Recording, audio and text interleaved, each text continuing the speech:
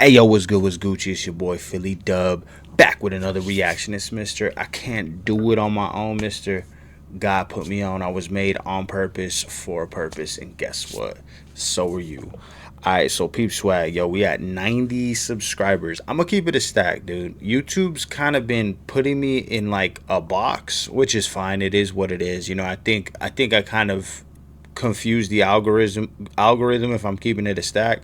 Um, because at first I was just pushing long content, then I started doing shorts, then I started going live. Then I kind of like was inconsistent with it. So I just got to keep, you know what I mean? It is what it is. I'm blessed. I'm blessed by the best. It is what it is, you feel me? But hey, what are you grateful for, man? What are you grateful for?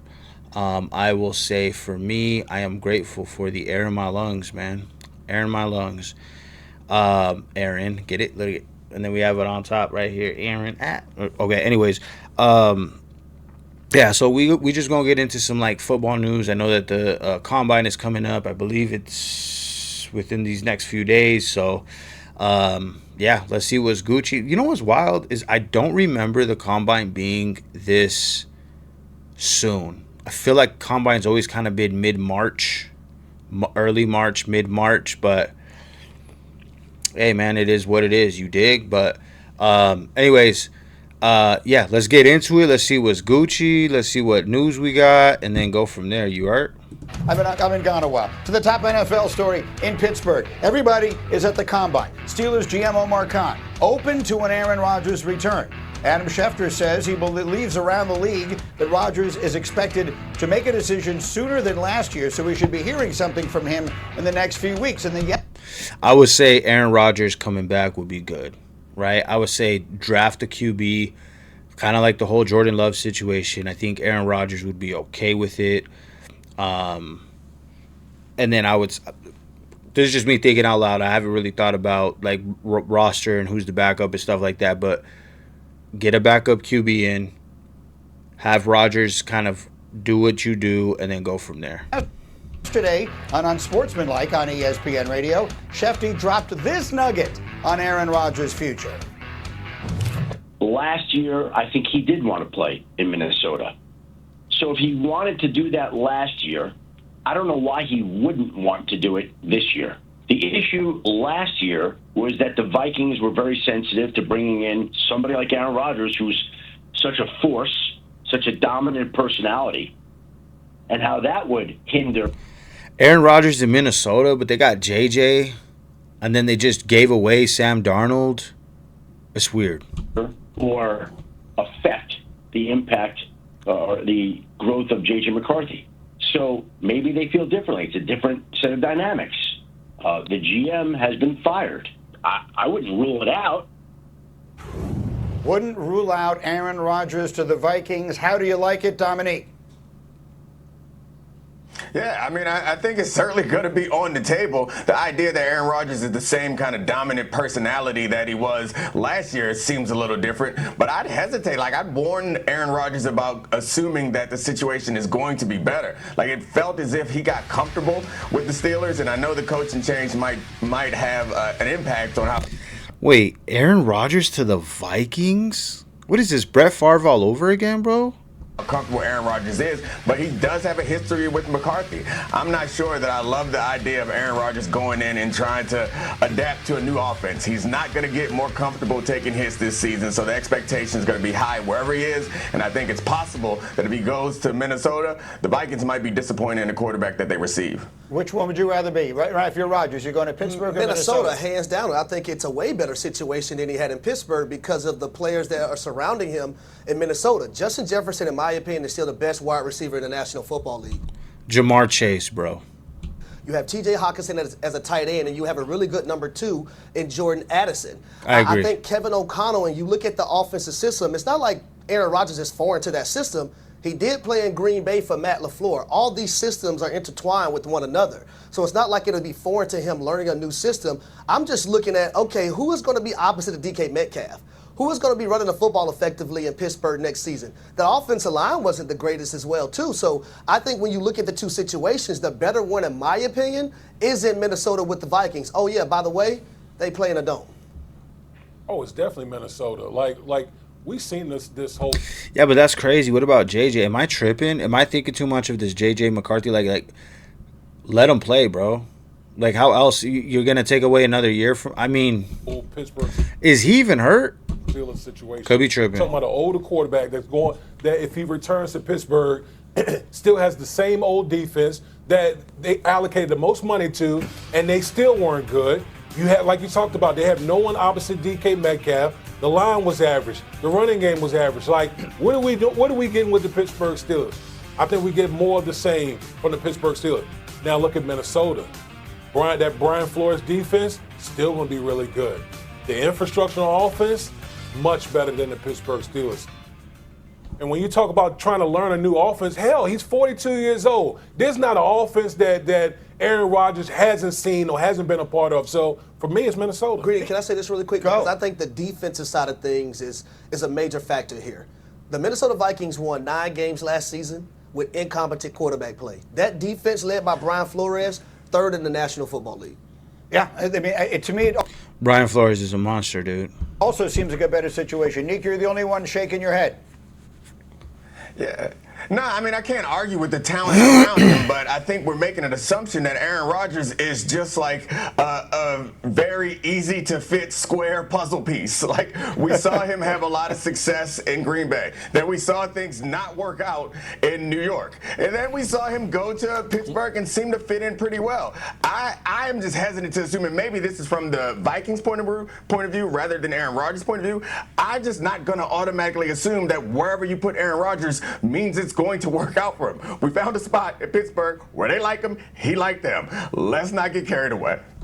Yeah, no, I agree, man. Like the IQ is there and it's extremely high, but the physicality and everything else like that could Aaron do it?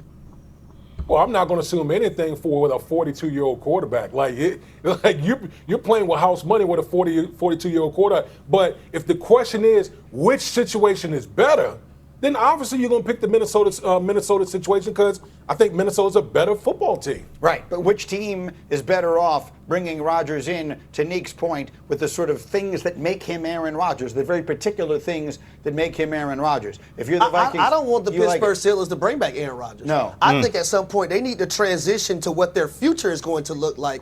And Aaron Rodgers is 42 years old. He's not their future. Looking at Minnesota, you can plug in Aaron Rodgers right now, in my opinion, and you're throwing to a guy, no matter if he's double covered, what's the circumstances, he's going to come down and make the play for you in Justin Jefferson. Neek, very quick final thought. Go. What? We said that about the last 2 teams Aaron Rodgers was on, and it didn't work out. It was like Aaron Rodgers on the Steelers. It might be nice. Aaron Rodgers on the Jets. They're going to win the Super Bowl. And it just hasn't quite worked out that way. It's no offense to Aaron Rodgers, but he don't want to get hit. He ain't athletic the way he used to be. Facts. He ain't that guy anymore. And I mean, J.J. McCarthy's not the answer either, obviously, but let's not assume that just adding Aaron Rodgers means it'll be better. All of this assumes that Rodgers wants to play another year. Hopefully, we'll hear about that one soon. Meanwhile, as we continue the divorce on Get Up and back to the NFL with more burning questions as the Combine continues. The Cardinals general manager is Monty Ossenfort. He says trade talks are open for Kyler Murray, and he has not yet spoken to the quarterback this offseason. Neek, is Kyler Murray the answer to some team's quarterback question? I think Kyler Murray is the answer to some, right? I think he just needs a new team because I don't think he can be showcased the way that he has been in Arizona. Absolutely. I think of all the quarterbacks that might be available, he has the highest ceiling. Like, he was the #1 overall pick, and he still hasn't lost that athleticism or that crazy arm talent. I understand that there's some concerns about his preparation and, of course, his size, but if you get it right, we've seen Kyler Murray play MVP-level football for half a season maybe, but if you get it right into the right situation, you could put it together for an entire season. Deanwood, there are teams out there that desperately needs quarterbacks. One of them is the New York Jets, and you obviously know them well. Is that a move you would endorse? I would. For a couple reasons. Number one, they don't have a quarterback. But Aaron Glenn is a guy that, listen, Aaron Glenn got to punch all his chips on the table because he might not make it to 2027. And so you talk about a quarterback in Kyler Murray, and Aaron Glenn always talks about quarterbacks that's mobile, dual threat. Well, guess what? Kyler Murray fits that mold. So I would anticipate, them looking into that move. Give me. I don't like the Jets. Jets are trash. High key. Another team you like, Harry? I'm going to Indianapolis Colts, and it's Granted, I'm gonna say Indianapolis Colts. Cool, yeah. I mean, I could see Indy. How is New Orleans doing? because of Shane Steichen, the head coach and the play. Is that wild to say? Play caller, what he likes to do with his quarterbacks, having those guys on the move, the RPO, the quarterback being able to be a rushing threat and posing that threat to a defense. We know the Colts are all in right now based on how they went and traded for Sauce Gardner. They're going all in. Why not go all in and go get Kyler Murray? All right, we'll see what winds up happening with him. We'll do more on him later. Let me go to another one, and that's the 49ers struggling to agree on a contract extension with the enormous Trent Williams, who Get that done, bro. Trent Williams, get it done, bro. was 47 going on 48. Check that. 37 going on 38. It just feels like he's been in the league forever. D-Wood, can you explain to people just how good this man still is? He's still like Trent Williams is aging like fine wine, man. Like this dude is still one of the best offensive linemen that we have in our game, even at the age of 38.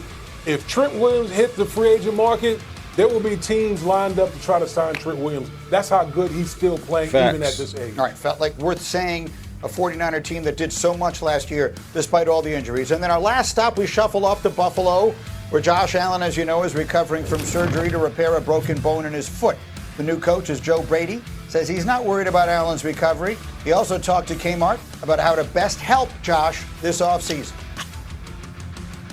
Building around Josh, that's going to be paramount this offseason. But what's the best way to do that? Well, there's a lot of ways to do that, and I think a lot of people think the only way to help Josh Allen is to get him offensive help. Yeah. Right?